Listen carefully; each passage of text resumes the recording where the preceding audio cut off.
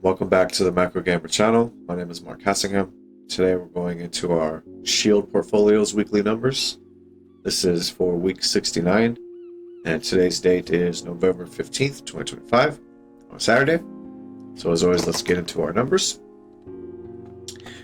This is our Weapons of Finance, our Shield strategy. This is our primary portfolio.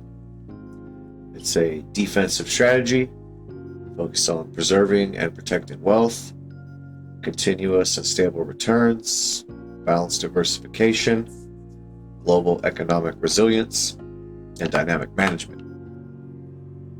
So our high-level overview. Looking at our portfolio's total net worth for week 69. So we have a net worth at $892.81. We have a total gain of $128.94. And we have a money-weighted return for that time frame of positive 31.35%. So it's a high-level performance view for week 69. And we have our weekly data for week 69. So this is the past 7 days, going back to November 7th. We have a gain, excuse me. We have a gain of $4.62. And we have a money-weighted return of positive 0.52%. So this is the past 7 days. Next, we have our portfolio monthly data for week 69. This goes back to October 14th for the past 30 days. We have a loss of $10.52. And we have a money-weighted return of negative 1.18%. So we're down over the past 30 days. Then we have our quarterly data for week 69. So this is the past 90 days, going back to August 14th. We have a gain of $74.91 and a money-weighted return of positive 9.85%. Then we have our yearly data for week 69. So this is the past 365 days, going back to November 14th, 2024. So this is the chart I'm most focused on. We have a gain of $120.62, and we have a money-weighted return of positive 23.59%. So I should probably just add this on here one of these days. So anything over 10% is a good number. That's what we will shoot for. Between 5 and 10% is operational. Above 10% is optimal. We're above 20%, so we have stupendous returns right now. So we're enjoying that. Then we have our all-time data for week 69. So this goes back to portfolio inception, which is July 19th, 2024. Since that time, since we opened the portfolio, we have a gain of $128.94. And we have a money-weighted return of positive 31.35%. This is the all-time data. Then we have our weekly percentages.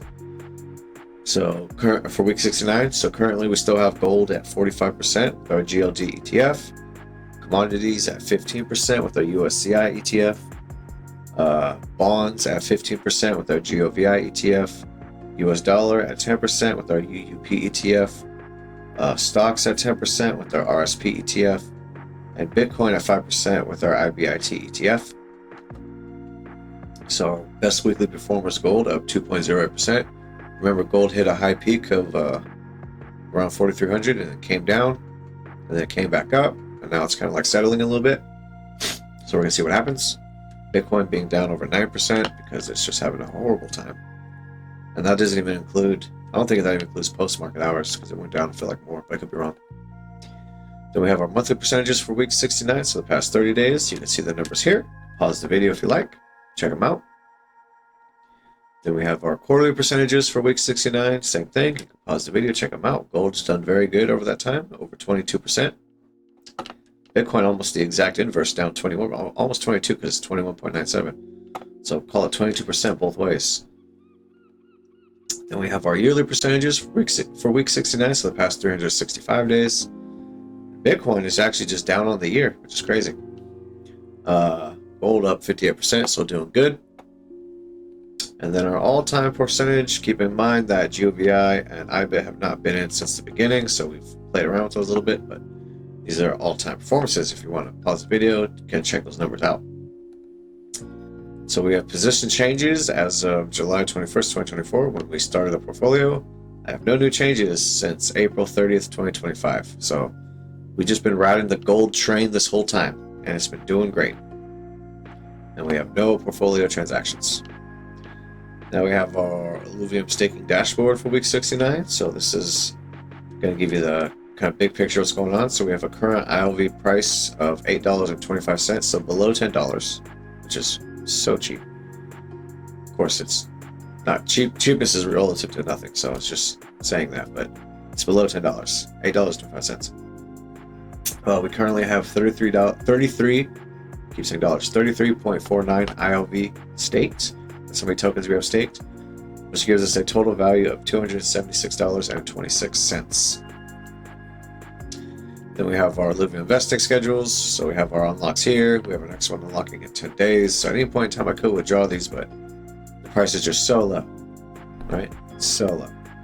We have our page 2 vesting and our page 3 vesting. So the most recent was October 28th, where we bought and staked 3.4 ILV. I like how this number keeps going up, although right here was kind of in the threes too, but just keep getting more ILV. Do $40 per month. That's it, $40 per month. Illuvium revenue. Oh, I didn't change the week number. It's supposed to be week 69. It says week 68. It's fine. Sweet. This is week 69, so no new ILV.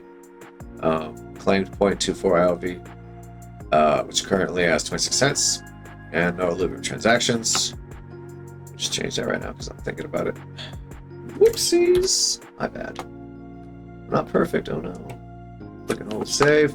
Now let's look at our charts. So here we are. Here's our gold. This is what I'm talking about. So we have this long trend. Oh, sorry, I deleted my arrow. Put that back. Where's the arrow? Arrow. Ooh, look at that big ass run up. Okay, yellow. All right, so this is our big gold bull run since October 23rd, 2024. Just been up and to the right. This is kind of where we're at right now, this pullback. Where we peaked here around, what was that price at? It was at, a little bit above 4,300. So right now we're just, we pulled back, and then we popped back up, we're pulled back, so now we're having this like kind of downward peak happening. So we can even put another arrow on that just for shits and giggles. Just do that. Even though we don't know what's going to happen with this trend, we're just going to pretend like we know. But right now, that's where it's kind of going. But again, going back to October 23, this big, long yellow arrow just shows you how long this trend has been up and to the right. It's even out of our trend lines, our trend channels. So gold is being very strong. Commodities still holding above this bigger trend line. So if I do it on a 5-year chart, going back to the beginning of the COVID pandemic, commodities have been in a strong bull run because we depreciated our currency. So inflation is running rampant. But see, we have this lower trend channel where it was consolidating in, and it came into an upper trend channel. Now it's above the upper trend channel, and it's just staying there, just bouncing around. But I'm about to make another trend channel. We'll have to see. Or maybe make a more accurate one where it's something along like these lines, where I can just do that, because I don't know.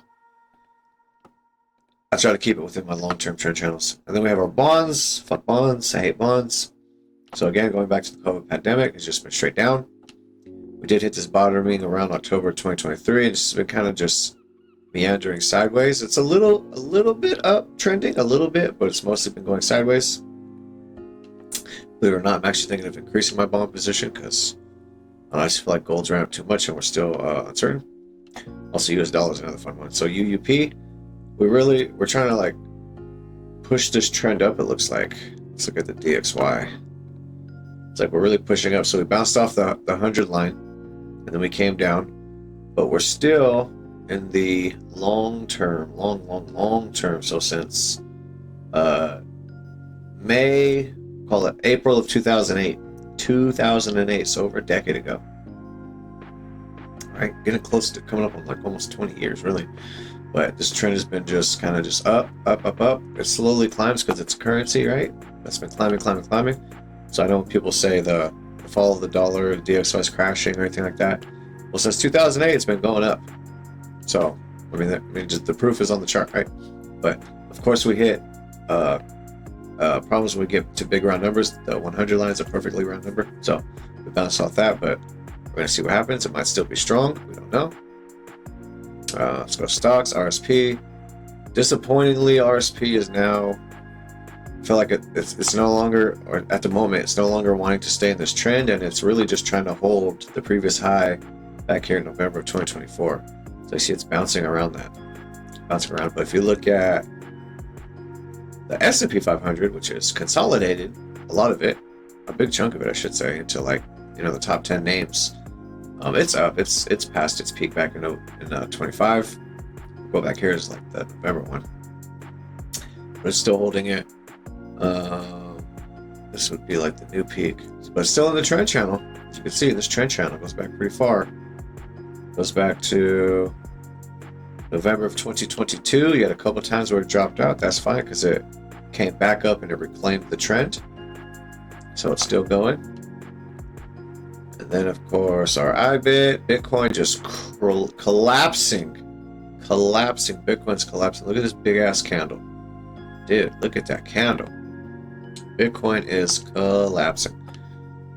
Now, I've held this line on here for a while, despite what happens. I don't know anything, but there's this long-term trend line going out multiple years where every time we hit a peak in market, we hit 2017 was a peak market, twice in 2021 peak market, 2024, 2025 we're seeing peak market, and now we're like coming down pretty hard. So this is back. It's back in the lows of May of this year, back in like the mid 90s. But we'll see what happens. But it's fallen off now. It's comfortably fallen off now that it's below 100,000. So it might go sideways now that I'm about to put a line on the 100 line. I put a line on the 120 because that was a big round number everyone talks about. But seeing like now it's below 100, so the 120 line might not be as relevant. But anyway, that is a overview of our Shield portfolio weekly numbers. So as always, this is our primary portfolio. It's a defensive strategy, focused on preserving and protecting wealth, continuous and stable returns, balanced diversification, global economic resilience, dynamic management, right? So this is kind of the overview of how we do the portfolio, more macro aware. So gold has still been in a dominant position. I feel like I should be changing that soon, but man, it just keeps going. Gold just keeps going. So inevitably when it does correct, it starts correcting, the trend's going to change on it. I'm about to get out of it. Not completely, of course, because I'm diversified across all assets, but I need to reduce my position from 45%. Maybe going down to 40% or 35% or some point, just spreading that out, making it more equal amongst my other assets. But you'll see in the next videos if that changes or not. But anyway, as always, thank you for watching. If you have any questions, comments, or criticisms, let me know. Have a good day.